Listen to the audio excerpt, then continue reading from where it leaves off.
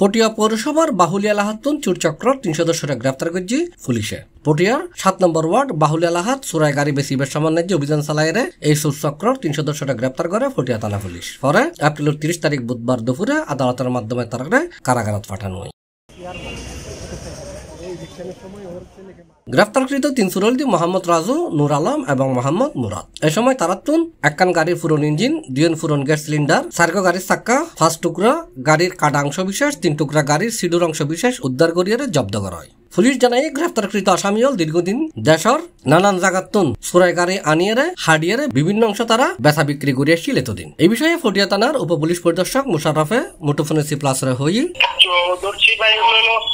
চোরাই কিন্তু গাড়ি ওরা কাইটে কেটে বিক্রি করে আর কি।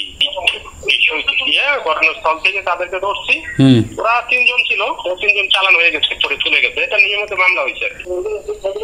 গাড়ি কাটা অংশ তো এটা জব্দতালি গাড়িটা বিস্তারিত করছে একটু লাগবে। এটা মনে করেন যে এটা জব্দ তালিকা দেখে মিলিয়ে করতে হবে। এখন তারা তো মুখস্থ নেই।